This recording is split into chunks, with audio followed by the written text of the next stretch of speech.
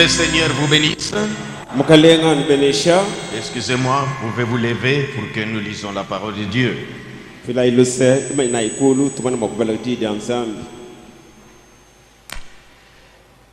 Terminons cette partie du songe de Nebuchadnezzar.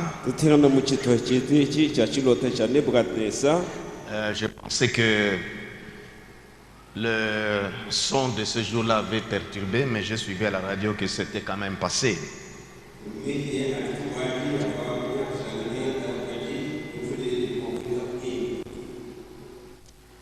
Daniel, nous lisons Daniel chapitre 2. Cette fois-ci, nous lisons depuis le verset 40 jusqu'à 45.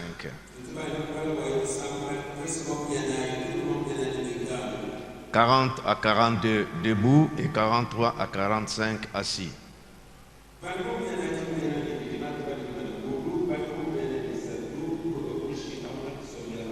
Nous sommes en train de parler de la deuxième partie, le songe de Nebuchadnezzar,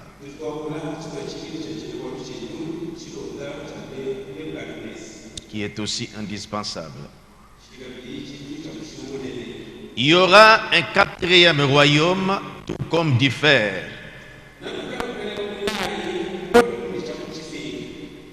De même que le fer brise et rompt tout, il brisera et rompra tout, comme le fer qui met tout en pièces. Et comme tu as vu les pieds et les orteils en partie d'argile de potier et en partie de fer,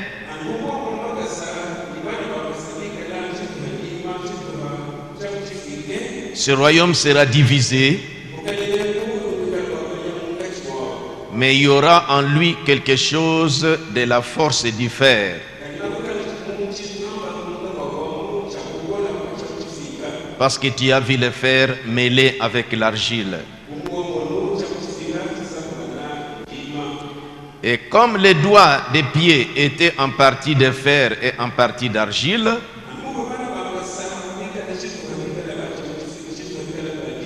ce royaume sera en partie fort et en partie fragile.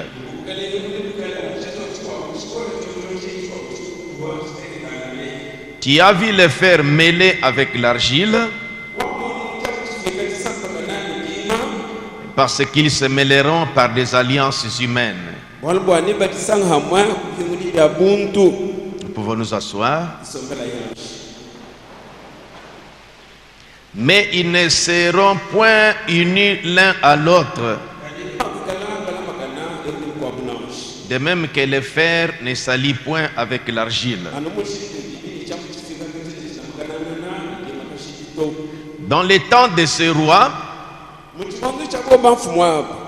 le Dieu des cieux suscitera un royaume qui ne sera jamais détruit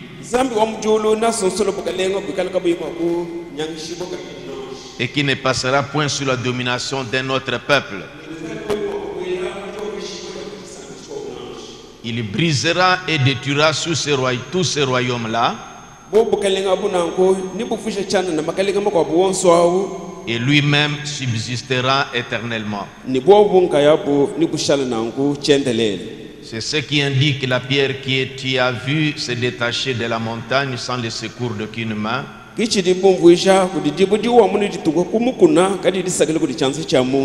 qui a brisé le fer, les reins, l'argile et l'argent et l'or.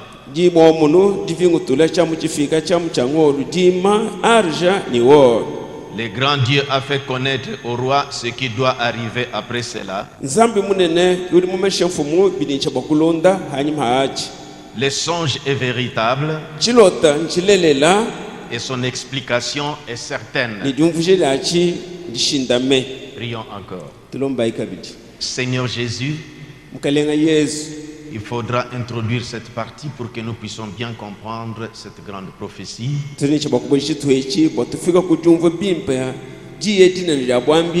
Maintenant que ton esprit nous assiste, surtout pour la bonne compréhension, au nom du Seigneur Jésus-Christ. Amen. Je crois le mercredi, nous avons lu les songes de Nebuchadnezzar que nous avons ici.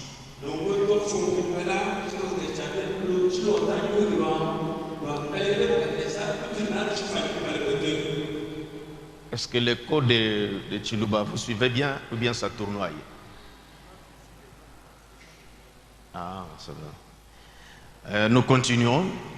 Je voulais aujourd'hui expliquer d'abord cette statue ici. Et puis je vais lire les déclarations de Frère Branham. Et l'histoire aussi qui complète ces grands événements. Vous qui lisez la Bible, vous avez déjà lu un endroit dans Luc où Jésus avait dit que Jérusalem sera foulée aux pieds par les nations jusqu'à ce que le temps des nations soit accompli. Nous, notre dispensation des nations, Dieu l'a déterminé. Ainsi, les songes que Nebuchadnezzar avait vus de cette grande statue que nous voyons et les différents métaux qui constituent cette statue représentent pour Dieu les 4 grands royaumes qui vont régner sur la terre jusqu'à ce que lui-même Dieu vienne installer son royaume.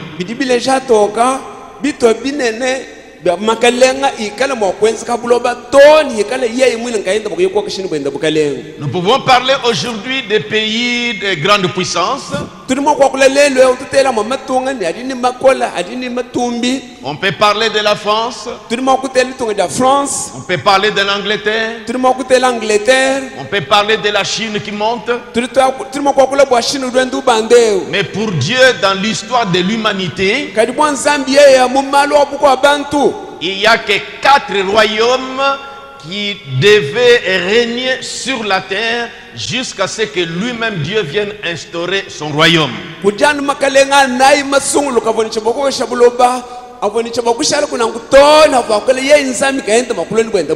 C'est pourquoi Frère Branham a prêché un message, le début et la clôture de la dispensation des gentils.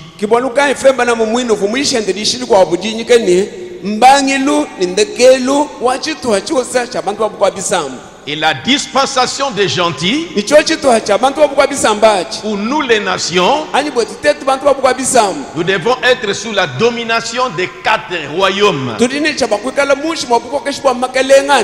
C'est ce que nous voyons ici. Je vais expliquer ça. Nous avons lu ce jour-là. Mais aujourd'hui, je fais seulement l'explication.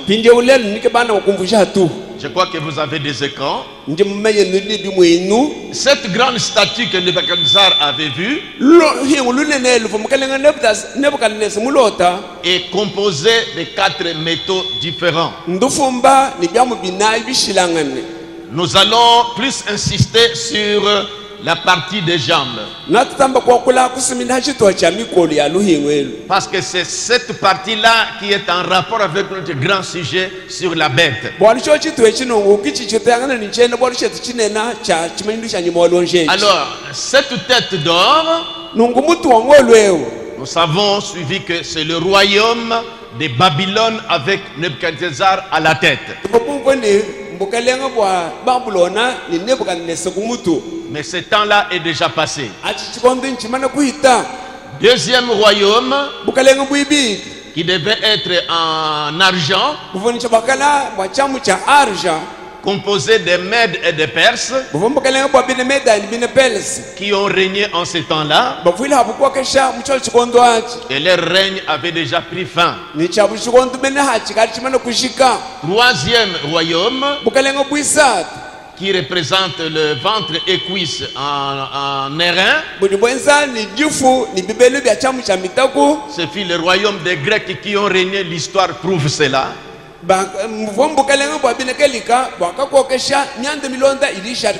Cela aussi est passé. Mais le dernier royaume et le quatrième, il y a deux parties principales ici que nous devons observer. Les jambes sont en fer et les pieds sont mélangés, fer et argile. Et les pieds à 10 orteils. Avant que je lise les prophètes, remarquez que les jambes sont deux. Alors cette partie de fer, c'est l'Empire romain. Mais remarquez que d'après les plans de règne des nations pour Dieu, on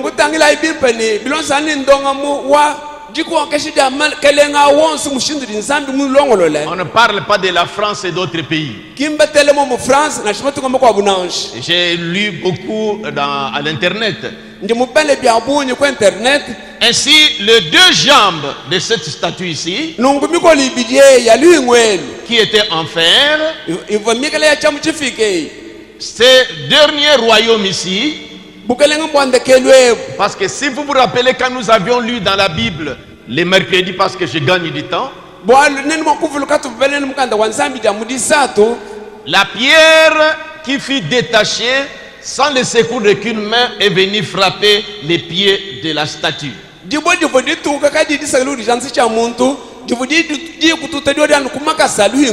Pendant que cette statue, voyez, pendant le règne du 4e empire. Et ça a renversé tout. Maintenant, je peux commencer à lire les prophètes pour que nous commencions à comprendre. Je prends d'abord la marque de la bête qu'il avait prêché le 13 mai 1954. Cette statue est indispensable que nous comprenions la manière que ce royaume se succède. Alors, comme je viens de l'expliquer, Frère Branham a dit ceci au paragraphe 154 de la marque de la bête. Il a dit: tout croyant orthodoxe ici sait que le règne des nations a commencé avec le roi Nebuchadnezzar.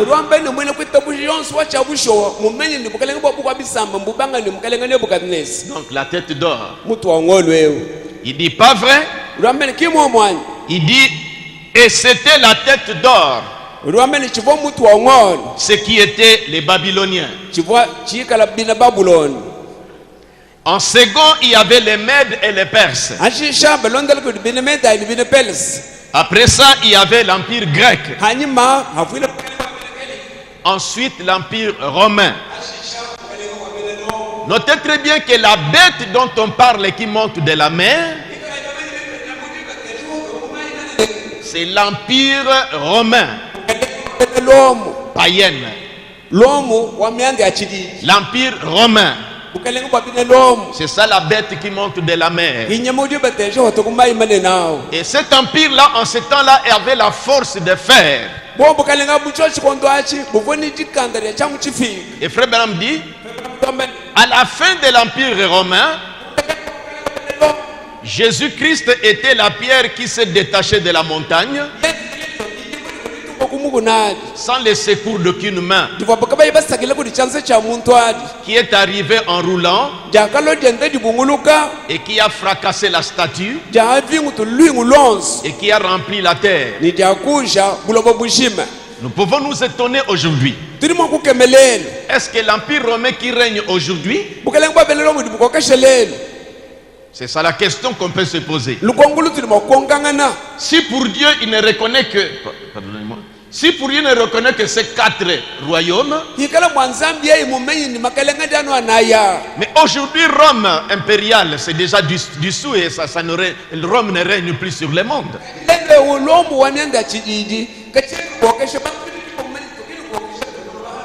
Ce plutôt on parle des États-Unis, on parle de la France, on parle de la Chine, on parle de la Russie. Mais en quoi Rome, pour Dieu, doit encore régner jusqu'aujourd'hui? Je vous donne seulement d'abord des références. C'est pourquoi je disais que c'est une grande prophétie. Et nous comprendrons que jusqu'aujourd'hui, c'est Rome toujours qui règne. Mais sous une autre forme. Quand nous verrons le dimanche, quand nous allons revenir sur Apocalypse 13 pour descendre verset par verset.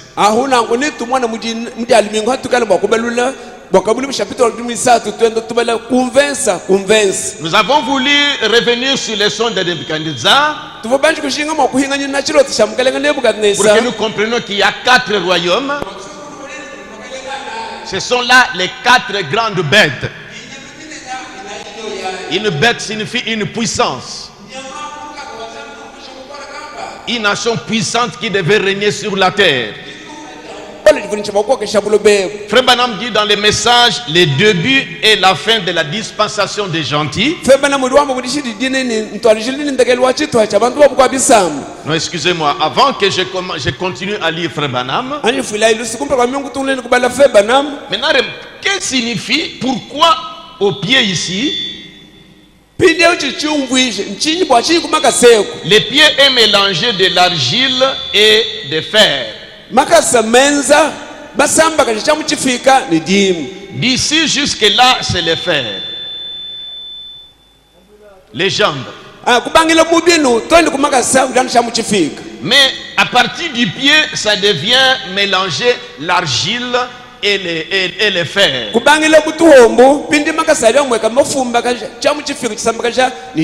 Et les pieds est constitué de 10 orteils. Ces royaumes, c'est la même bête du chapitre 13. Qui avait 7 têtes et 10 cornes. Or, quand j'ai consulté l'internet,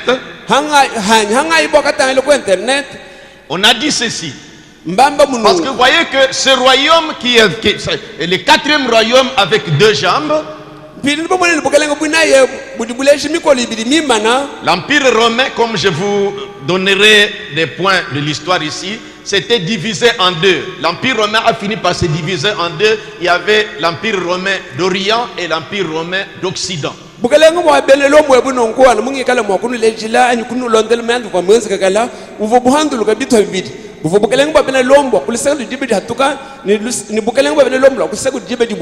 Vous suivrez les prophètes. C'est ce qui signifie les 2 jambes. Ça, c'est encore l'Empire romain. Et au bout, à la fin des 2 jambes, il y a des orteils, 10 orteils.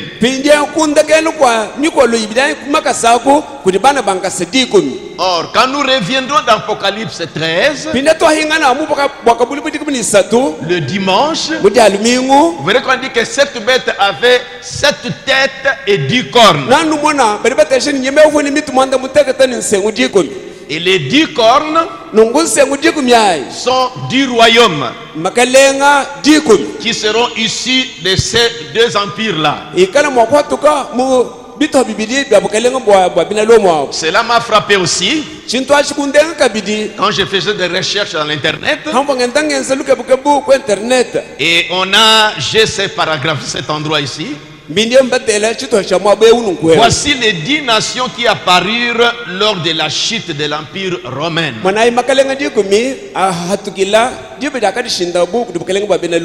L'Empire romain devait chuter. Mais il devait récupérer du côté de la religion pour continuer toujours jusqu'à la venue du Seigneur. Comme nous verrons les dimanches. Et les prophètes disent, avant que je commence à les lire, les 10, voyez que dans les 10 doigts, donc dans les 10 royaumes qui seront issus de ces deux empires, l'Empire romain d'Occident et l'Empire romain d'Orient. Alors, je me suis étonné aujourd'hui. On dit qu'il y avait 10 nations qui apparurent lors de la chute de l'Empire romain.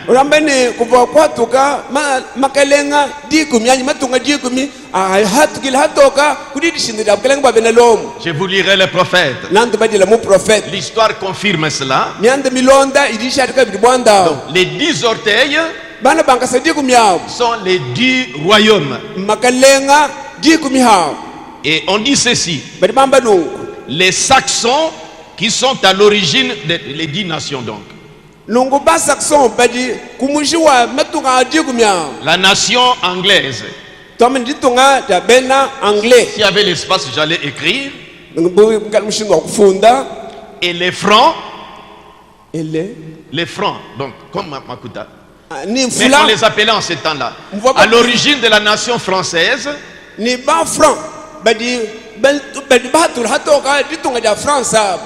Et les Allemands, mais pas la façon que allemand s'écrit, mais d'une autre manière, à l'origine de la nation allemande.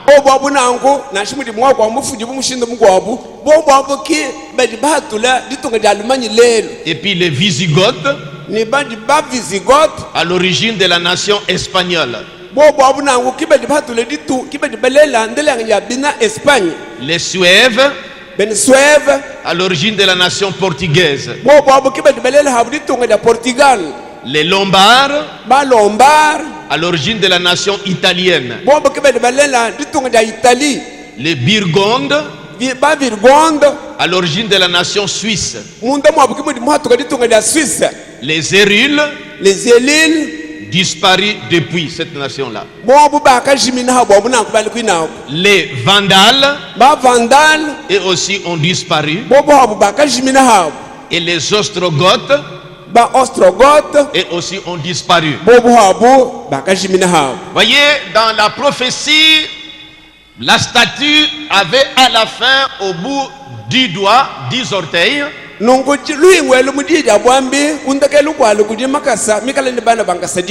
Et l'histoire confirme cela. Et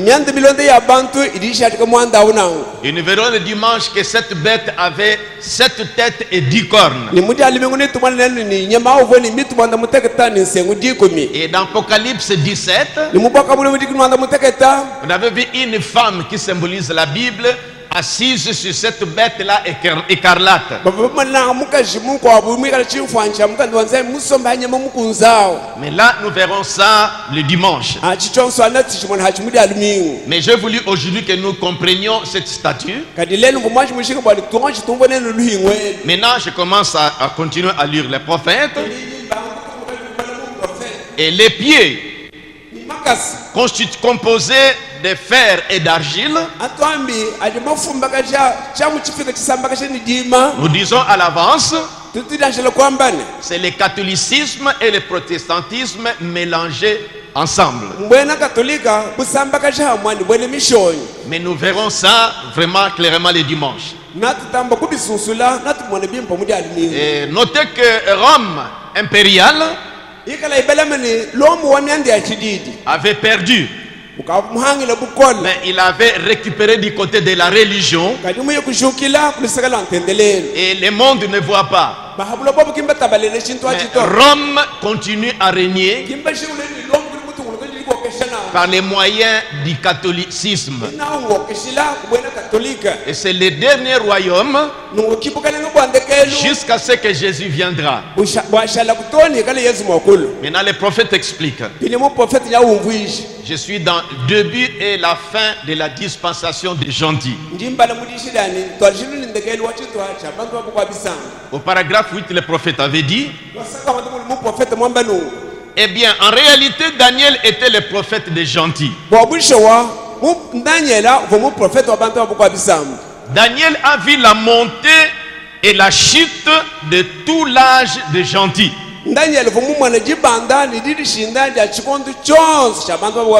C'est le temps où Jérusalem devait être foulée aux pieds par les nations. Il y a deux choses différentes. Il y a dans Jacques où il était dit dans la conférence de Jérusalem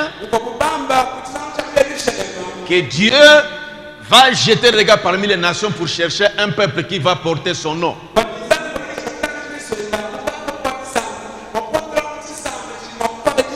Ça, c'est ce qu'on appelle dans Romains le temps des nations, ou bien le temps où Dieu choisit un peuple qui doit porter son nom. C'est le 7 âges de l'Église.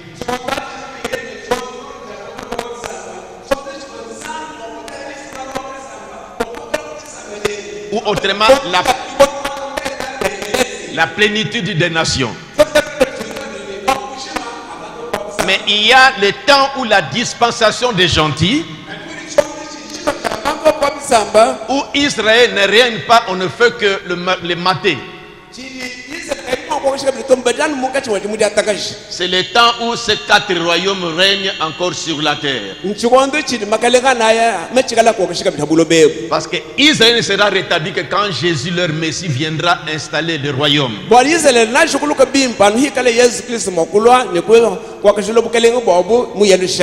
J'ai voulu expliquer ça pour que nous comprenions la façon que le prophète parle ici. Il dit: Daniel vit la montée et la chute de tout l'âge des gentils.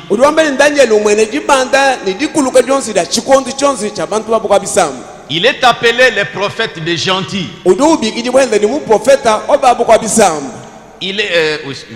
Lui-même n'était pas un gentil. Mais il vit la dispensation des gentils du début à la fin. Commençant par la tête d'or et terminant par les pieds et de fer et d'argile. Lorsqu'il eut la vision, parce que vous direz, mais c'est Nebuchadnezzar qui avait eu les songes. Comment Froman parle que c'est Daniel?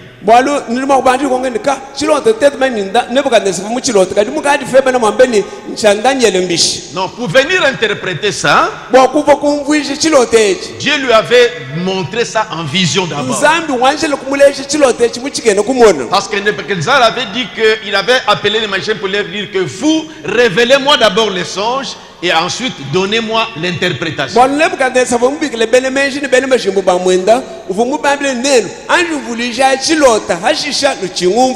C'est pourquoi Daniel avait vu aussi cette vision. Il avait vu cette statue et Dieu a commencé à lui expliquer la signification de chaque métaux qui constituait cette statue-là.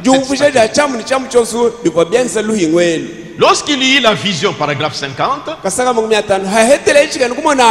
la tête d'or, la poitrine d'argent, nous nous montrons là-bas, les cuisses d'airain, les pieds en fer. Il dit: remarquez que chaque royaume devenait un peu plus dur. Voyez, l'or est moins dur que l'argent. Et l'argent moins dur que les reins. Et les reins moins durs que le fer. Il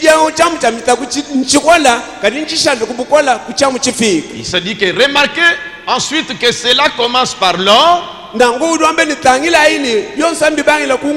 qui est le moins dur. Oui, l'argent. Et ensuite les reins. Et puis c'est le fer qui suit. Cela devenait de plus en plus dur et de plus en plus froid, et au fur et à mesure qu'on avance.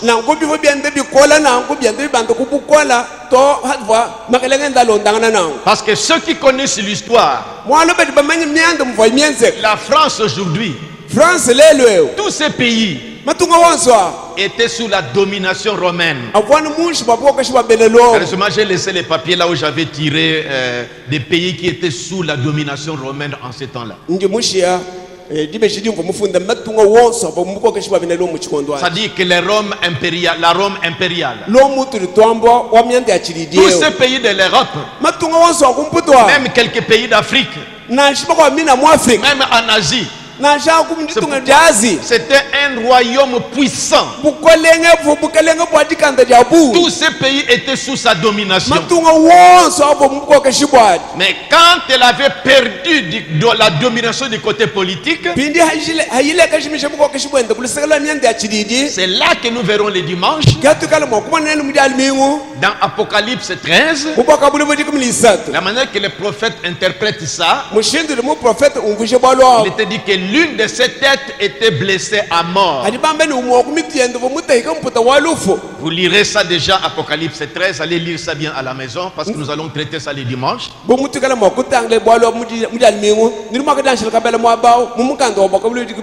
on a dit que l'une de ces têtes qui était blessée à mort, c'est là que vraiment dit que c'est là que quand la Rome avait perdu la domination, l'emprise sur le monde du côté politique,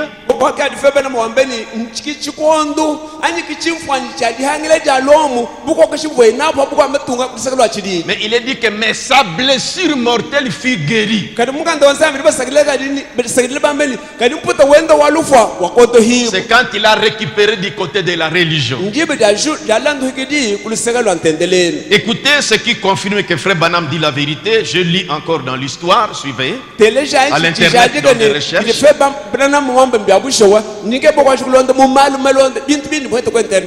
Et ici on parle de la division de l'empire romain. Maintenant il y a l'empire romain d'Orient et l'empire romain d'Occident.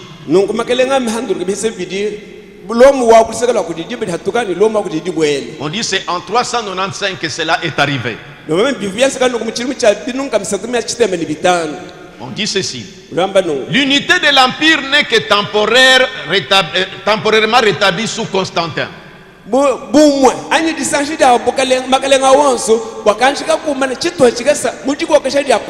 dit quand ça s'était divisé, Constantin avait tenté de pouvoir réunifier encore l'empire pour bien régner.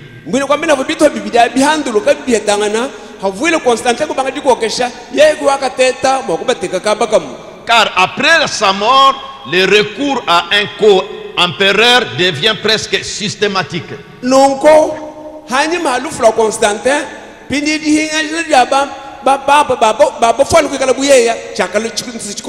Vous parlez des papes, des Mfumu. La division est définitive à la mort de Théodose le Grand en 395.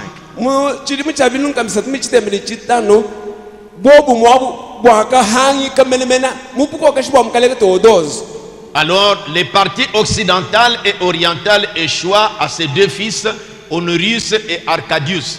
Donc Rome est restée toujours comme la prophétie, c'était deux jambes. Et Honorius établit sa capitale à Ravenne et Arcadius à Constantinople.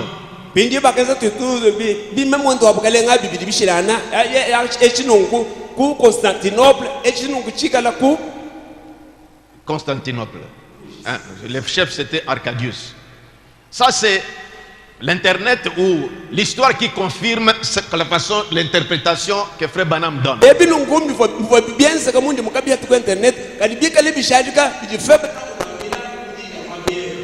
Alors, pour ne pas vous prendre du temps à lire les choses, on dit, elle s'était d'abord réalisée sur le plan administratif.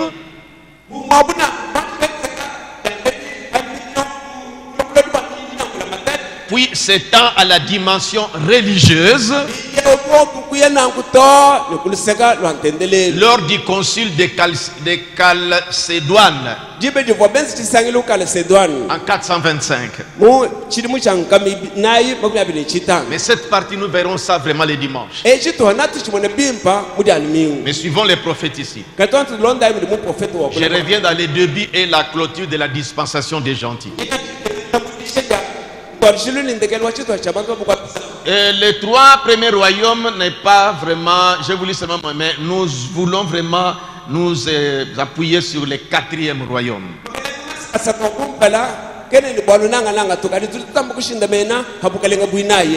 Il dit, remarquez ensuite que Daniel vit la statue jusqu'au moment où une pierre se détacha de la montagne et est venue briser la statue.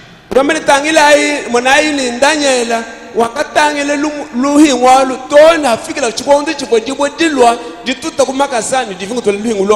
Branham dit, c'était la venue du Seigneur Jésus qui est maintenant imminente. Notez encore dans 70 semaines de Daniel, 70e semaine de Daniel,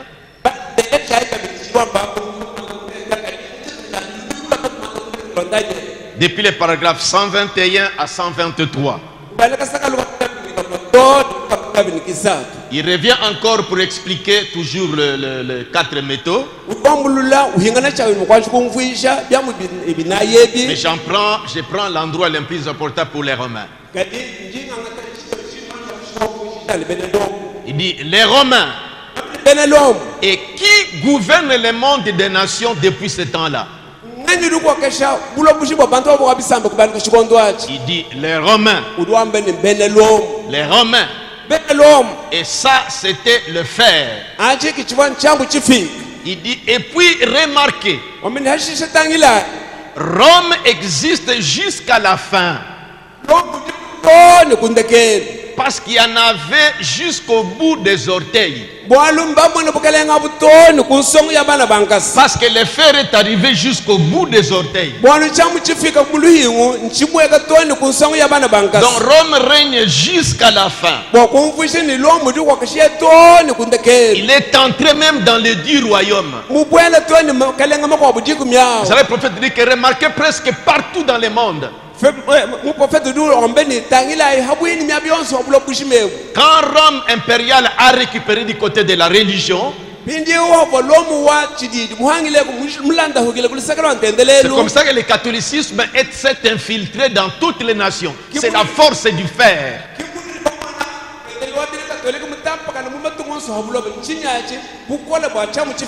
Il dit, et il a vu de la boue, de l'argile. Ce sont les gens, ce dont nous sommes faits, l'argile, l'être humain. Et le fer, la force de Rome, s'est retrouvée dans chacune de ces nations, des 10 royaumes. Et Rome a de la force dans chaque nation qu'il y a sous le ciel. Remarquez que la tête d'or, l'or s'est arrêté seulement à la tête. Et l'argent s'est arrêté seulement jusqu'au niveau peut-être du ventre. Et l'or et les reins s'est arrêté jusqu'au niveau des genoux. Mais le fer est arrivé jusqu'au pied. Or c'est au pied que la pierre doit venir frapper. Donc le fer règne jusqu'au pied.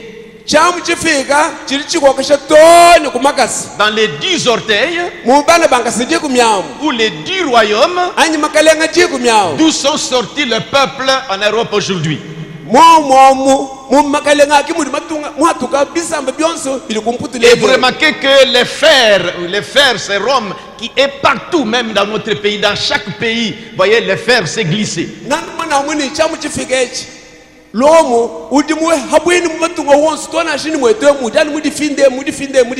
Mais sous une autre forme de l'église catholique romaine, il n'y a qu'un homme au monde qui puisse arrêter une guerre ou déclencher une guerre.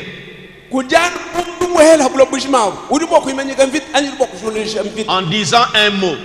Il dit, et c'est le pape. Et quand il parle, le monde l'écoute.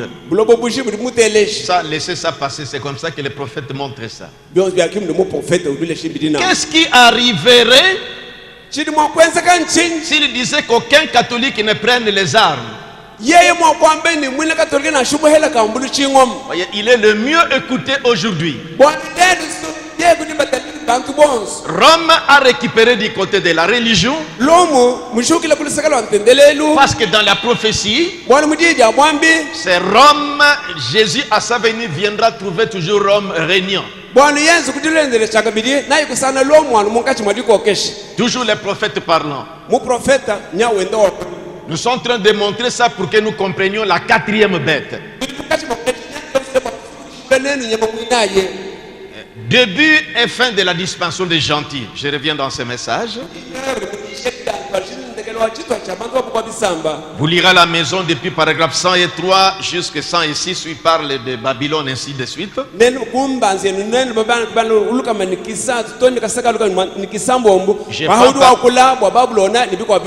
Je prends partie des paragraphes 107.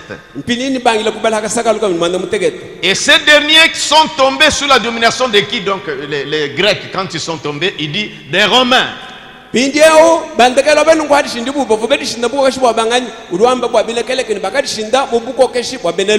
Romains se sont dispersés dans le monde entier. La Rome orientale et la Rome occidentale, les deux jambes. 108.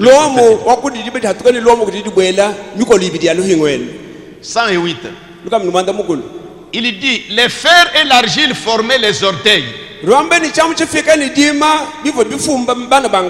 Les 10 orteils. Les 10 royaumes. Et il dit qu'ils ne se mélangeraient pas. Mais ils se marieraient. Si vous lisez dans Daniel, il dit le romanisme et le protestantisme. Et notez que cette bête avait 7 têtes. Et dans Apocalypse 17, la femme qui représente l'église était assise sur bête écarlate. Lisons un peu Apocalypse 17. Apocalypse 17. Et depuis le verset 1er. Non, verset 3. Et il me transporta en esprit dans un désert. Et j'ai vu une femme assise sur une bête écarlate, pleine de noms de blasphème, ayant 7 têtes et 10 cornes. Or, Frère Branham a montré que les 7 têtes sont les 7 montagnes sur laquelle la femme est assise. Or, quand j'ai consulté aussi à l'internet, réellement Rome est placée sur 7 collines.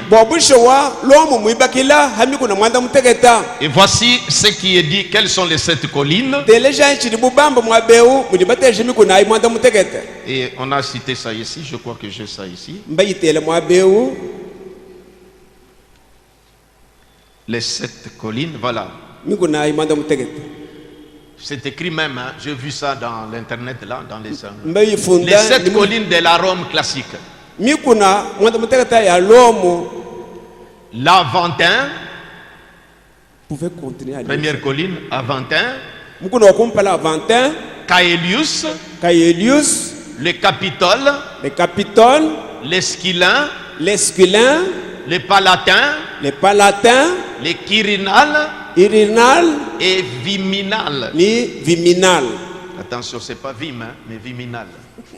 Et ça, nous verrons toujours ça le dimanche. Donc, ce qui confirme que le 4e royaume, ou la 4e bête, c'est Rome.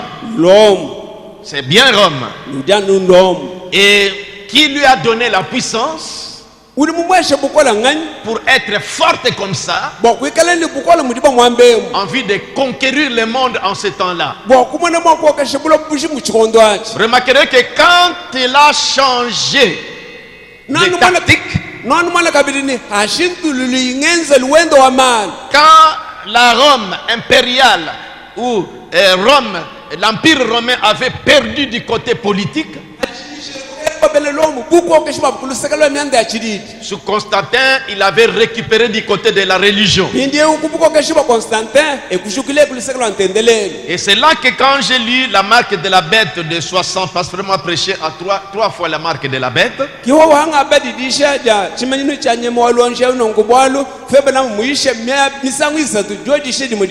il a prêché en 61. Et il a prêché aussi en 57 comme nous avons lu là. Et voyez, il a montré à un endroit comment au sujet de la marque de la bête, beaucoup ont spéculé là-dessus. Les autres disaient que cette bête là c'est Hitler. Les autres ont dit que c'est... Donc on a supposé. Pourquoi dit qu'on ne doit pas suivre les suppositions, mais voici la réalité de la chose. C'est pourquoi il a commencé à définir vraiment ce que Dieu a révélé.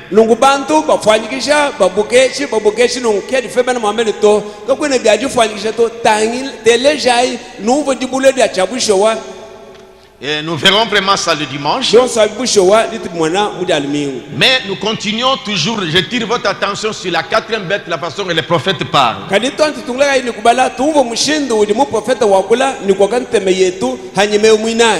Maintenant, dans l'écriture sur la muraille, dans les 7 âges de l'église, là, il est revenu encore sur le même événement ici. Paragraphe 150, prédication qu'il avait prêché le 12 mai 1954.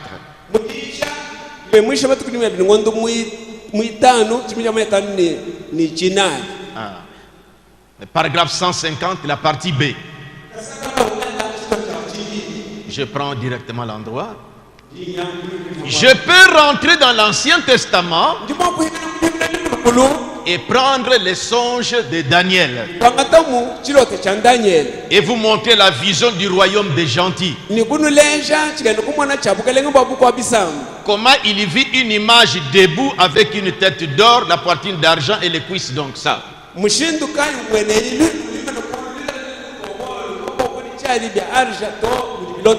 Et les pieds et les jambes de fer et d'argile. Et montrer comment chaque royaume s'est succédé l'un après l'autre.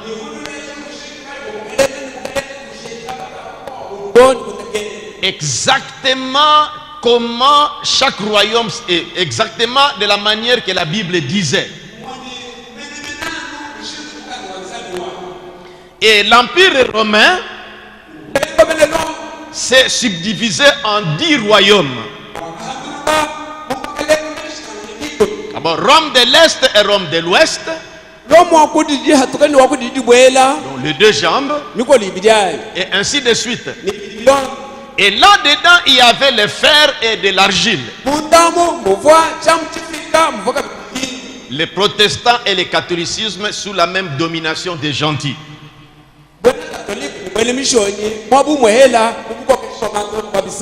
Nous lisons cette déclaration parce que les dimanches, nous allons bien montrer comment ces choses vont se passer.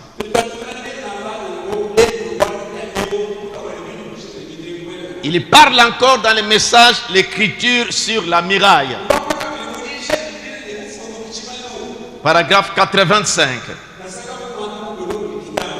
Et comment dans les royaumes romains, ils auraient deux différentes églises au sein des gentils. Ça dit que le temps où Rome est en train de régner, sous la forme de la religion, dans le monde, il est avec le protestantisme. Dieu ne voit même pas les musulmans. Dans la prophétie sur la dispensation des gentils, les musulmans, on ne parle pas d'eux.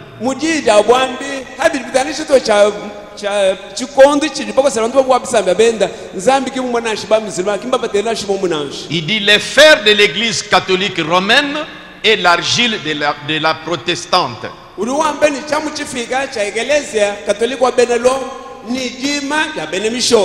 Enfin, la sémence du serpent, 14 à 16. J'ai montré ça pour montrer que c'est le prophète qui démontre les choses de cette manière. Il dit, regardez, retournons, on pourrait retourner dans Daniel et prendre la statue. Regardez la statue.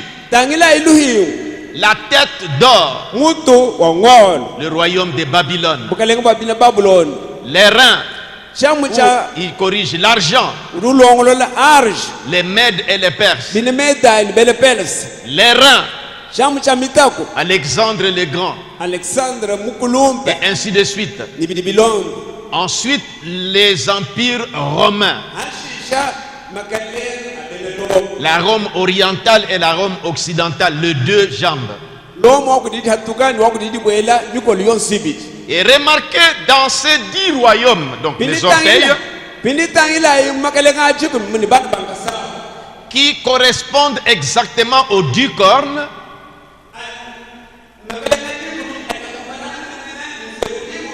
dont nous parlions ce matin. Donc vous rappelez la bête de Daniel. De Daniel 7. Cette bête-là avait 10 cornes et 7 têtes. Et dans chacun de ces 10 royaumes, qui devaient s'élever, il y avait du fer mêlé avec l'argile. Les fers venaient des jambes. Il dit c'était Rome. Et dans toutes les nations qu'il y a sous le ciel, il y a un filet de romanisme qui y est mêlé par l'entremise de l'église catholique. C'est exactement ça. Alors aujourd'hui, nous avons voulu, pour appuyer vraiment que nous comprenons la 4e bête, la bête qui montait de la mer d'Apocalypse 13,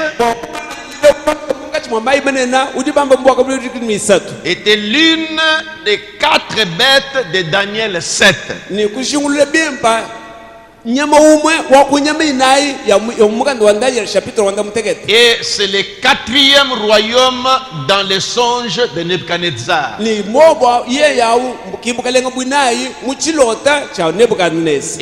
dans la statue de Nebuchadnezzar, la partie de fer, c'est Rome. Donc je suis en train de répéter pour que vous reteniez bien. La tête d'or, c'est Babylone. C'était un royaume païen.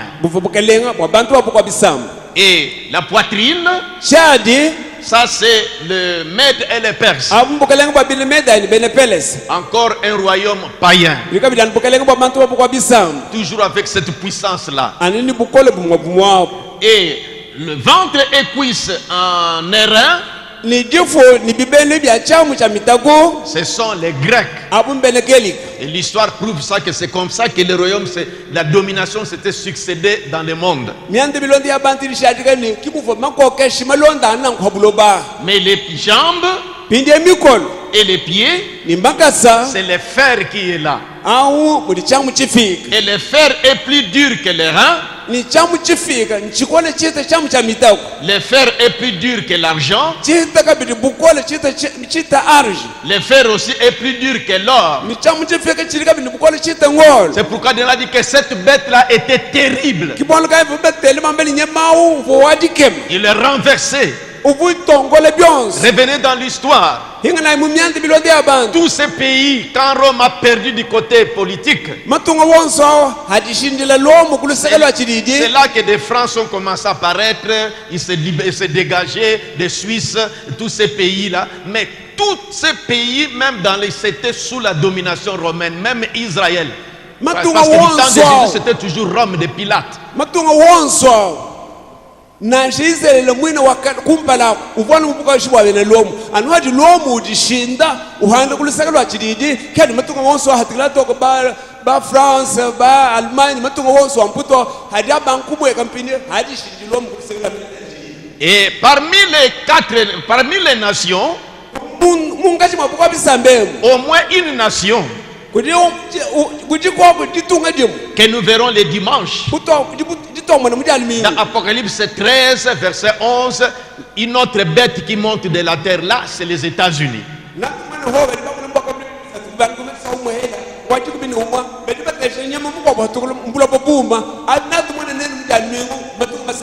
Mais tous ces pays qu'on cite aujourd'hui, France et grande puissance, pour Dieu, c'est Rome qui règne.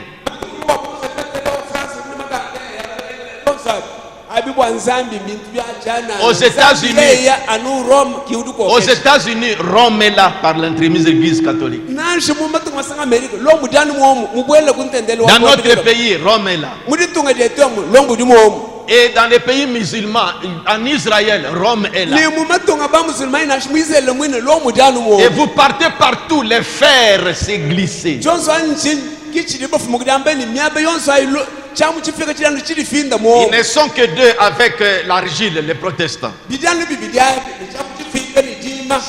C'est mêlé dans le monde. Alors nous verrons le dimanche, quand nous allons voir vraiment cette bête sur laquelle nous sommes mis en garde, que le message du troisième ange nous mettait en garde. Parce que comme je vous ai dit le mercredi, il y a la bête qui est Rome, impériale ou païenne, politique. C'est le dragon qui lui a donné la puissance, cette force-là dans laquelle ils avaient dominé le monde. Mais comme chaque chose a toujours un commencement et une fin, il est arrivé que Rome a fini par perdre l'emprise sur des pays et des États commençaient à se dégager. La France, la Suisse, tous ces pays-là, les Angleterres étaient tous sous la domination romaine. Mais lisez bien, même en consultant l'intérieur, vous trouverez que ces pays s'étaient dégagés après quand Rome a perdu.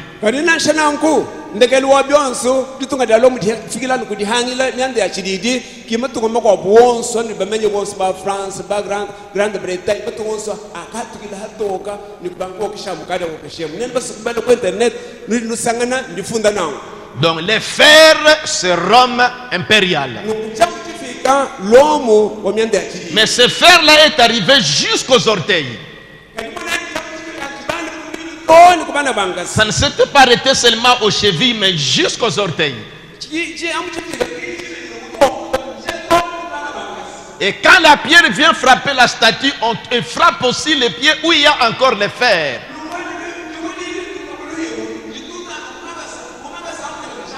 C'est pour montrer que Jésus viendra trouver toujours ce royaume-là. Mais sous sa forme de la religion. C'est pourquoi vous remarquerez quand nous allons commencer à lire les dimanches, on commencera à parler de la bête qui avait la blessure mortelle mais qui fut guérie. On ne parle plus de la bête seulement qui montait de la mer. Lisez bien déjà ça à la maison, Apocalypse 13 en entier. Vous remarquerez, on dit que toute la terre adorait la bête qui avait la blessure mortelle et qui fut guérie. Là, ce n'est plus la Rome impériale, mais c'est la Rome papale. Et quand on parle de Rome papale, on ne voit pas l'individu, mais cette hiérarchie, cette succession papale là.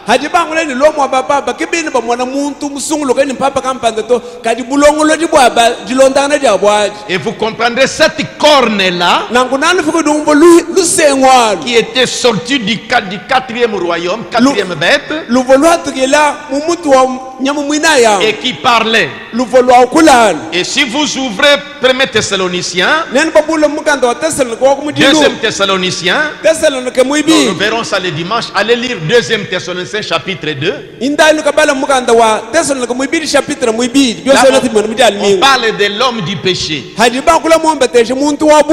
C'est très important. Ce sont des choses qui sont en train de se préparer. Et je lisais, je méditais sur le message de Frère Branham, alors leurs yeux s'ouvrirent. Cela m'a influencé.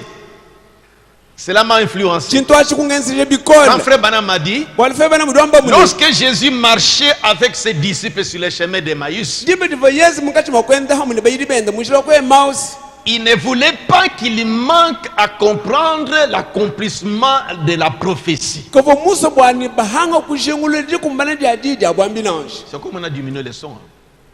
Alors, il voulait montrer, il leur montrait, il voulait rappeler que voici dans Moïse ce qu'on a parlé de Christ. Voici dans les psaumes, voici dans les lois. Il fallait que ces hommes comprennent que ce qui s'est passé, c'était l'accomplissement de la prophétie. Et ce qui devait arriver après ça. Et c'est pourquoi toutes ces choses ici que nous sommes en train de voir, c'est pour vous montrer ce qui se prépare. C'est une prophétie. On parle des États-Unis, on parle de la Chine, on parle de la Russie, on parle de toutes ces grandes puissances là. Mais la véritable, là où on doit tirer l'attention, parce que Frère Branham a dit, les autres disaient même que la bête c'est la Russie parce que la Russie est athée. Il dit non, c'est un religieux. Les gens sont distraits. Parce que vous remarquerez la Bible, les hommes disaient que qui est semblable à la bête? Qui peut être comparé à lui? Vous voyez? Alors, c'est ça la chose la plus importante. Mais il y aura la marque. Nous verrons le dimanche. Parce que dans Thessaloniciens, il dit qu'il y a quelque chose qui retient pour que cette action-là s'active. Parce que l'épouse est encore sur la terre. Quand Dieu prendra son épouse, quand l'épouse va monter, selon Apocalypse 12, le dragon sera précipité. Il viendra s'incarner dans l'homme. il devient la bête. Et c'est là qu'on va apposer la marque. Vous ne pouvez ni acheter ni vendre. La spéculation des religieux. Lisez des commentaires à l'internet. Merci comme Dieu nous a envoyé un prophète. On met déjà en garde. Il y a aux États-Unis, semble-t-il, le règne du président qui est là. Il avait montré que maintenant, pour les soins médicaux, il faut qu'on puisse soit vous tatouer, faire des tatouages à la main ou à la tête. Alors, les gens commencent à crier, c'est ça la marque de la bête, faites attention. La chose n'est pas toujours ça. La chose est cachée quelque part.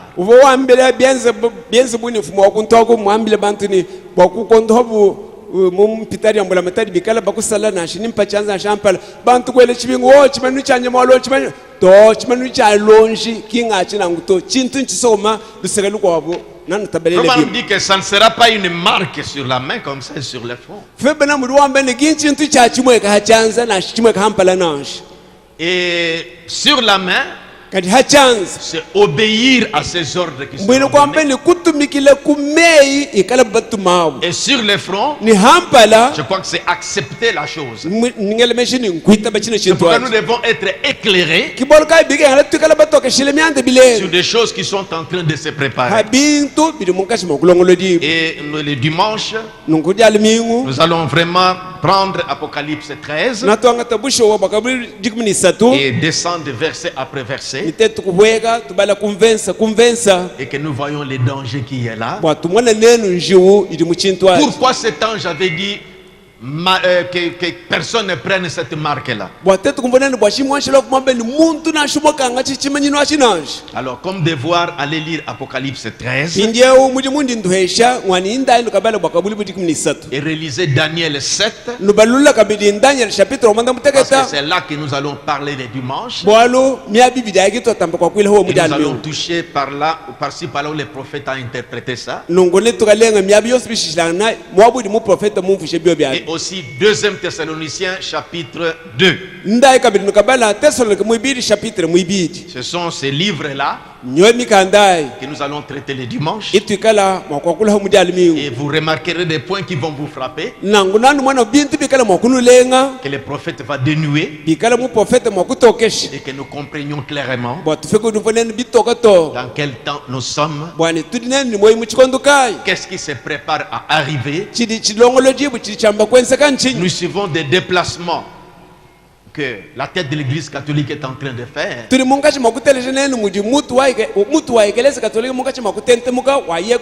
Et les gens voient seulement, on admire. Vous lirez vous-même. Qui est semblable à la bête? Et vous remarquerez dans Apocalypse 17, quand cette grande ville sera bombardée, c'est parlé dans Apocalypse 17. Comme Frère Bam l'avait dit, c'est dit dans Apocalypse 17 que les habitants de la terre, lisent aussi Apocalypse 17, on dira que les gens diront, oh la grande ville, la ville puissante, et la fumée montée. Dieu a jugé le sang de tous les saints. La Russie n'est pas l'antichrist. La Russie n'est pas la bête. On dit que c'est seulement un instrument entre les mains de Dieu pour juger la bête. Inclinons nos têtes. Mais tout ce qu'on peut demander à Dieu, que Dieu vous ouvre vraiment l'entendement. Nous avons des amis. Nous avons des parents. Parce que nous parlerons encore de l'image de la bête.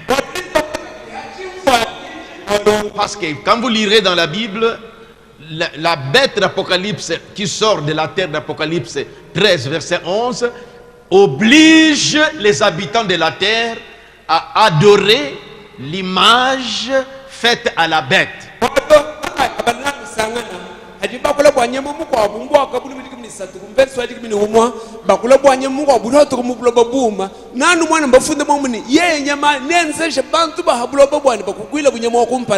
Donc il y a la bête qui monte de la mer.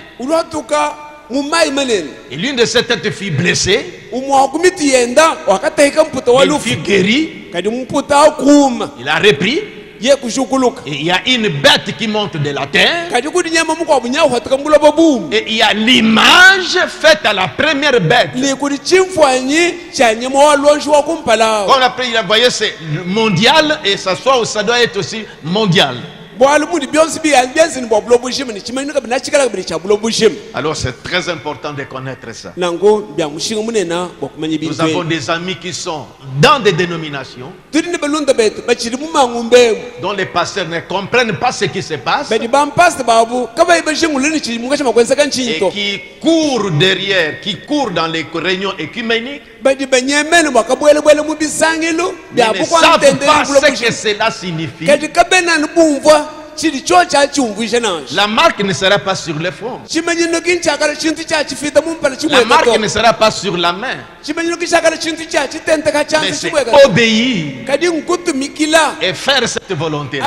C'est pourquoi il faut faire très attention. Le message du deuxième ange, c'est-à-dire qu'elle est tombée. Elle est tombée. Et dans Apocalypse 17, cette femme a des filles. C'est pourquoi il était dit, sortez du milieu d'elle mon peuple, afin qu'ils ne participent pas à ces fléaux. Les prophètes ont parlé. On nous a éclairés. Et les gens ne comprennent pas. Mais nous avons des membres de famille. Nous avons des amis. Nous avons des parents. Mais qui n'ont pas encore compris. Qui sont dans ce genre de choses. Et qui s'en apercevront en retard. Et Dieu nous aide. Comme il nous a ouvert les yeux. Que chacun parle un peu à Dieu. Pense aussi à ses membres de famille. Traînent encore dans ces choses. Et qui ne savent pas ce qui se prépare. Le message du troisième ange était clair. Si quelqu'un adore la bête et reçoit son image, on a mis en garde. Mais les gens n'écoutent pas. Il faut qu'on soit éclairé.